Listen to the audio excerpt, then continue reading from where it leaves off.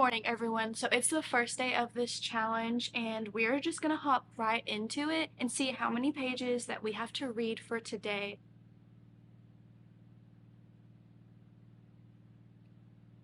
Oh, okay. Um, so I got 429 pages.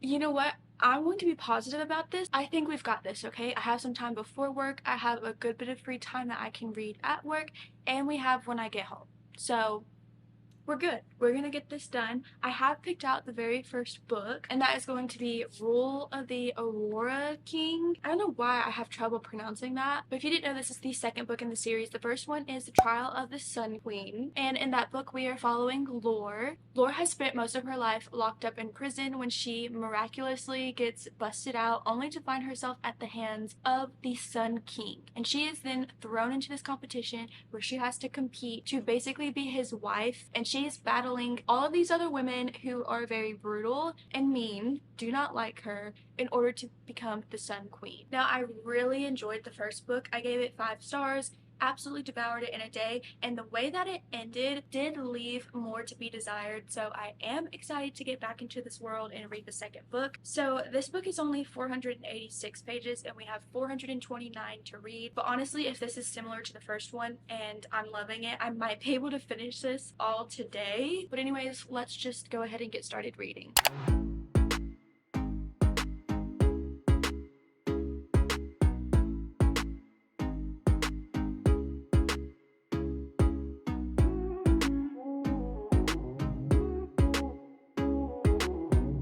Hello everyone, so I have been reading Rule of the Aurora King all day, and I'm actually a good distance through it. I'm on page 382. We have 429 pages to read tonight. So in this story, like I said earlier, we are still following Laura and Nadir. After the way that the first book ended, Laura and Nadir are now basically like teaming up together. There's a little bit of like enemies to lovers. They are both looking for this magical object, right? Because it's supposed to help her with her powers and stuff like that. Yet most of this book is just them and smut. Not much action, I feel like, is going on, which is so disappointing because I really loved the first book, but this one feels like it's literally no action. I also just don't feel their connection. It feels very lusty, which just gets on my nerves when authors do that too. Like, I want them to actually be in love. I don't want them to just be attracted to one another, and that's what it feels like. So yeah, I'm not loving it. I don't think these last few pages are really gonna save it or anything, but you never know. We're just gonna keep reading because the goal of today is to get to 429 pages, but I'm gonna finish this book. Okay? Okay.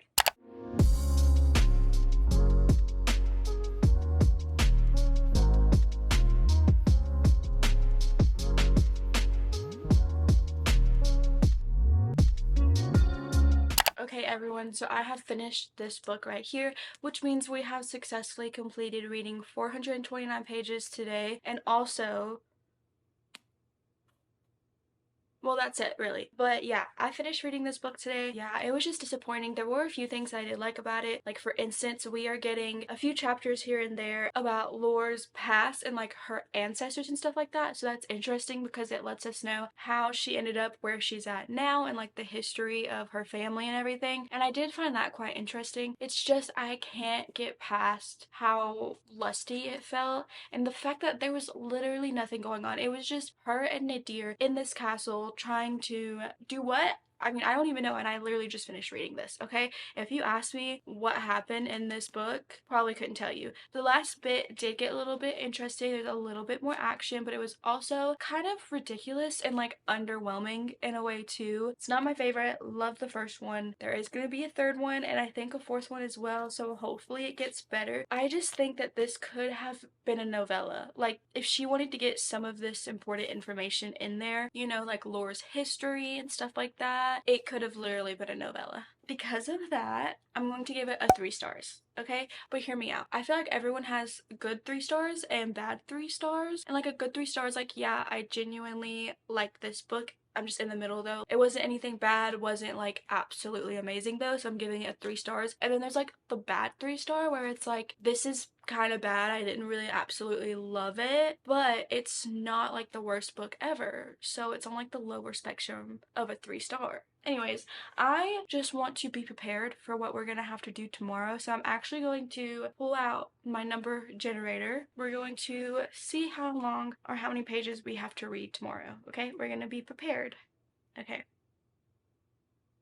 Okay, so tomorrow we're going to read 252 pages. That I'm not going to complain at all considering the fact that we just had 429, but I'm sleepy, so I will see you all in the morning with our next book. Okay, so since last night we decided to see how many pages we're reading for today, and we got 252, I decided to pick out a little bit of a shorter book, and the one that I picked is The Fury by Alex MacLeod. I decided to pick this one because this one's literally under 300. It's 298 pages. It's a thriller. I can typically run through these so quick, and if you didn't know, he is more of, I would say, like a psychological thriller type of writer. This one, though, I'm pretty sure is going to be a whodunit. It's like a murder mystery that allegedly takes place on an island in Greece, and that's all that I know about it. So we're gonna jump into this one. Let's get reading.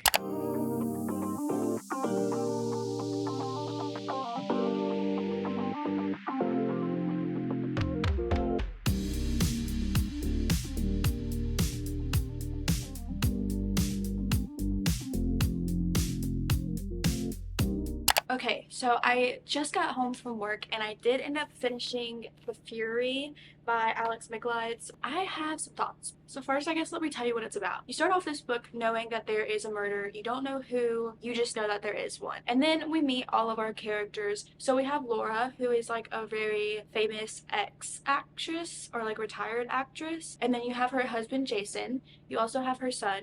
Already forgot his name. And then you have her best friend Kate, who is also very famous. And then you have Elliot, who is like semi-famous. He's like a playwright, I think. They are all going away for Easter to her private island that she owns in Greece. The only other characters that are going to be there is like her personal assistant, and then another character, don't know his name either, but he is someone who like takes care of the island when they don't live there, or when they're not vacationing there, I guess. So he lives there permanently, takes care of it all year round and everything. And so these are all of our characters. You get to the island, all of this just like drama unfolds because they are very rich, very famous, stuff like that. The author just jumps from different timelines very periodically, so I didn't really like that. Another thing that I don't like is that Elliot, our little playwright, is the narrator, and he is so pretentious. He thinks that he is better than everybody, okay? And I just do not love when that happens with a narrator. I understand that sometimes we have morally gray narrators that we're not really supposed to like, but I despise this man. Elliot is just... that's like the best way I can describe him and how I feel about him. No, absolutely not. Okay, so that already just, as the tone for the book was very negative for me, so I didn't like reading that at all. Another thing that I really did not like is that he would go on like these spiels about this is what happened, and then at the very end of the chapter he would be like, that's what should have happened, but it didn't. This is what really happened. And I'm like, you really just went on a rant for absolutely no reason. And I get the purpose of that. It's because he's a playwright. And so, like, this is how he wanted everything to go out in his head, or like how it would in a normal story. But then, oops, nope, that's not what happened. If this is making sense. So, like, that's another thing that I could not stand, because it felt like everything he just said was so unnecessary when it's not really what happened. Do you get what I'm saying? So like, it felt like I just wasted so much of my time. Another complaint is that this book was kind of boring to me until like literally the last 20%. Things started to get a little bit interesting. We had like a plot twist that I kind of liked, but was still just like, okay, whatever. And then we had another plot twist at the very end. The actual murder that happens and like who did it, it happened so fast, and it was just very underwhelming. With all that being said, I just really did not like this book, and I'm gonna give it a 2.75 because there were some drama parts where I was like, ooh, this is a little bit juicy, but besides that, no, I didn't like it. So that is how I feel about that book. But now I'm going to enjoy my night, try to forget that I even ever read that, and I will see you guys in the morning for us to pick out our next read and see how many pages we have to read. So until then. Hello, hello, hello. So I am excited to start our reading for today. I hope that today, because I have a lot of energy and because I'm excited about this book I'm gonna pick, I hope that if we get huge numbers, today is the day. But before we actually do the numbers, let's actually just first switch it up and talk about the book I'm gonna read today. We're going to read The 7-Year Slip by Ashley Poston. This is a romance. I read The Dead Romantics by her. Really thinking back on it, I love that book. I think I rated it highly, but not like as highly as I should have. But I really enjoyed that story. So I think I'm going to enjoy this one. A lot of people love this book. I even think it was like part of the vote for this year or 2023's best romance on Goodreads. So I've only heard great things. I'm in the mood for a cutesy little romance. Although if it's anything like The Dead Romantics, maybe saying it's a cute little romance might not be it. She tends to include some form of grief in her books, and like I'm 100% sure that's what's going to be in this book because it says her late aunt, so might be a little bit heavier at some points. But anyways, we're gonna start reading. Oh wait, oh my goodness, we need to see how many pages I have to read for today. Okay, that might help there. 287. Okay, how many pages does this book have? Okay, this has 326 pages, but if I get to 287 and I'm loving it, I might as well finish it. See, this is the thing. I'm like challenging myself to read a certain amount of pages, but then I'm reading more. Like yesterday, I think we had 200 and something pages, and I read that whole book. Monday, same thing. Anyways, let's get to reading.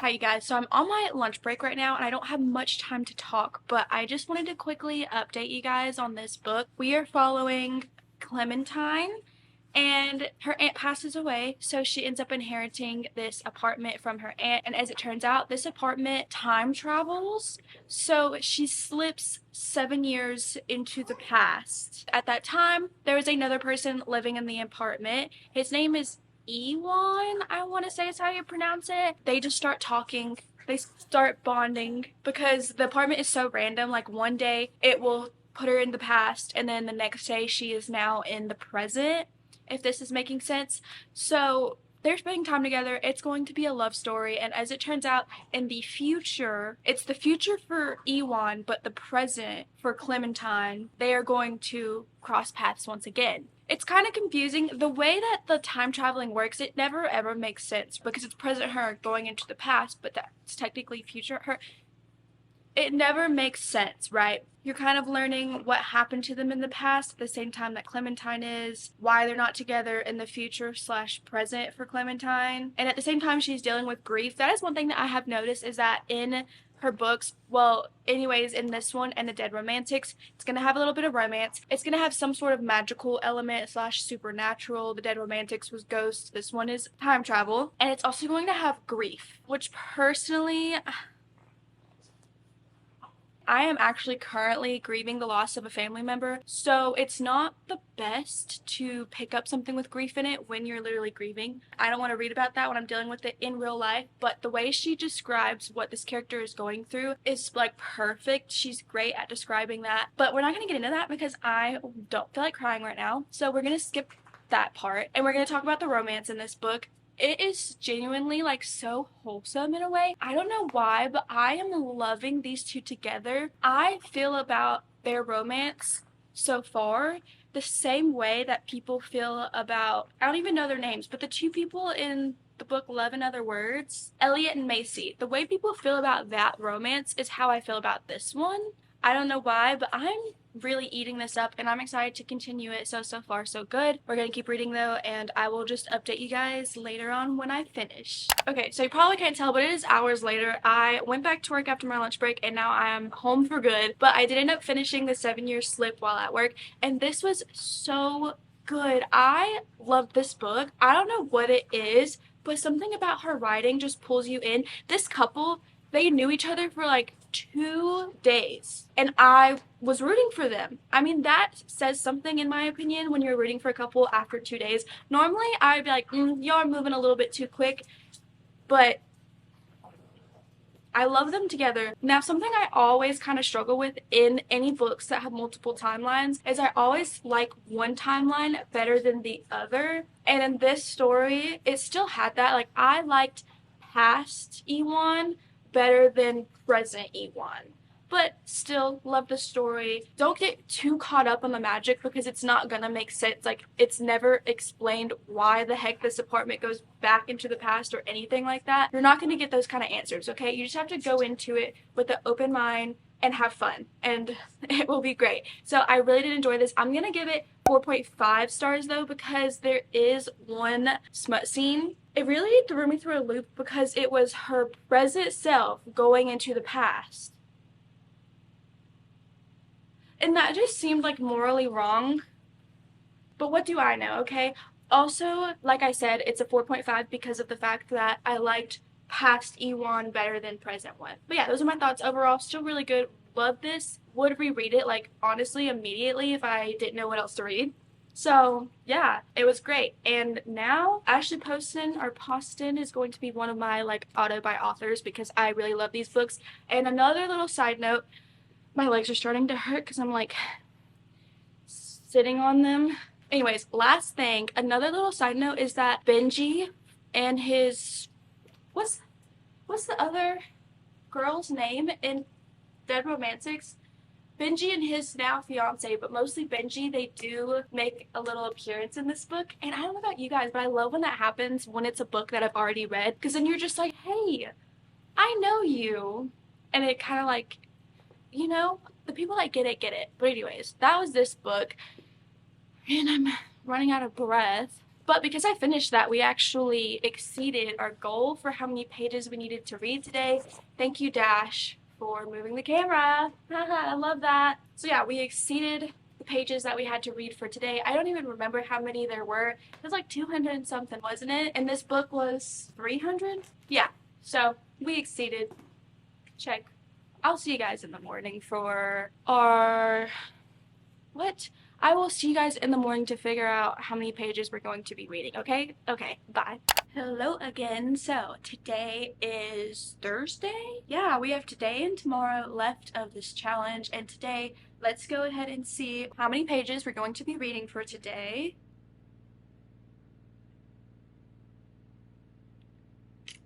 Okay, so we have 371 pages to read for today. So this week has been kind of rough, but it's okay. We have today and tomorrow left, so we can do this. And today we're going to be reading The Night Circus by Erin Morgenstern. I'm pretty sure this is about like 2 magicians who have to compete against one another in this like circus setting, and it's like a magical circus that I think it said like it disappears and comes without warning, so who knows. That seems like it will be interesting. I'm excited because I'm in the mood for like a little bit of a little magical fantasy romance going on. Erin Morgenstern has created the circus I have always longed for, and she has populated it with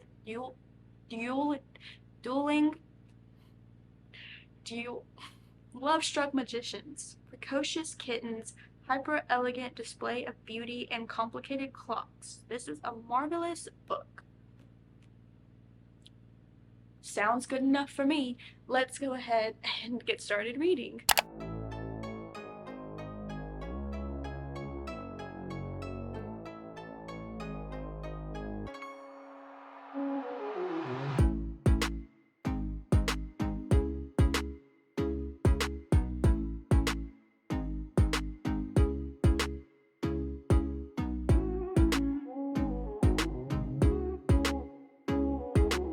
Hello everyone, so I have made it to page 376 in the book. I only had to read 371. That was the middle of a chapter, so I went a little bit further because to stop in the middle of a chapter, complete madness. So I got there, don't have much to read, but honestly, I'm not loving this book. So in this book, we are following Celia and Marcus and then a few other characters. Celia and Marcus, from a very young age, are chosen to study under these men in order to become magicians. As they get older, they are aware that they're going to have to compete against one another. However, they don't know when the competition's taking place, who they're competing against, or really anything about this. And to be honest, I don't really know either. Eventually, they're a lot older and we're thrown into this world of them being at the circus. They're both working it in different ways, Marco and Celia are. I thought they were going to be competing like face to face, battle to battle. There was going to be action, like that kind of thing. And it's really not. It's kind of like a behind the scenes. And it also follows a bunch of other characters that are involved in the circus and everything like that. And I'm just wondering how it's going to all come together. Yeah, I don't know. Like, it's not boring or anything like that. It's just that it kind of threw me through a loop. I was expecting, with the way this book has been described, for it to be a lot more action-packed, but it's definitely just, I think, a people-driven book. So if you like something that is very character-based and you don't really care if there's a lot of action, I would say you're probably gonna like this, but don't go into it like I did, expecting there to be so much, but I don't know. Anyways, I'm gonna go to bed, and then tomorrow I will see you guys. Hi you guys, today is Friday and it is the last day of this challenge, and when I tell you I'm over it, I'm over it. It is now 7 p.m. because this morning I guess I just forgot that I was doing this challenge, and I literally sat down and just finished this book and didn't even do the number generator thing to see how many pages I was supposed to read for the day. I just finished this book because I was over it. Let me give you my final thoughts on it though. This wasn't a bad book. It was interesting. I just went into it with the expectation of there being a lot more pizzazz, if you will, a lot more going on, and it was so character driven, so it was a disappointment, and that's literally the only reason why. If I didn't have those expectations going into it, I think I would have liked it a lot more because it was quite interesting and like the premise of it was, but yeah, it was just, I don't know. So because of that, I'm going to give it a 3 stars because I can admit that it is pretty interesting. I'm the problem in this scenario because I thought it was going to be more eventful. But anyways, I still want to do this challenge, you know? Since I just didn't do the number generator thing this morning, I'm going to do it now. We'll calculate how many pages I read already and then see how many I have to read, okay?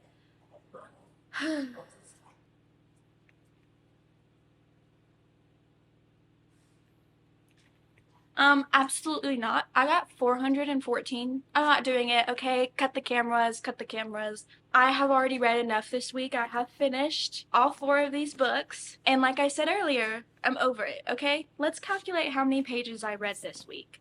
I read over 1,600 pages this week, so you know what? We're ending it there. You can say I failed this challenge. I don't care. It's Friday. It's the weekend. I'm done. I don't know where this attitude is coming from. Like, I don't want to read right now, and I'm not going to force myself to, or else I will be putting myself into a book slump. So that's not what we're doing, but let's wrap up what we read this week. Rule of the Aurora King. This was 500 pages of nothing. Could have been a novella. Wasn't my favorite. I think I gave it 3 stars, though. Did I? Honestly, don't know. Kind of forgot everything that happened in this book. So that tells you that. Then I read The Fury. Honestly, when I talked about this earlier in the video, I might have been a little bit dramatic. I don't think it was a bad story. It's just the narrator literally ruined this entire book. Cannot stand a pretentious narrator, and I literally hate him with my whole entire being. So maybe I'll bump it up. Maybe I'll give it a 3. This one, 4.5. Love, love, love. Read it. And then this one, again, a 3. We had not the best, but I found, yeah, we didn't have the best reading week, did we? That is it for this video. I hope that you all have a great rest of your week. Let me know what you guys thought if you read any of these books, and I will see you all in the next video. Love you, mean it. Bye!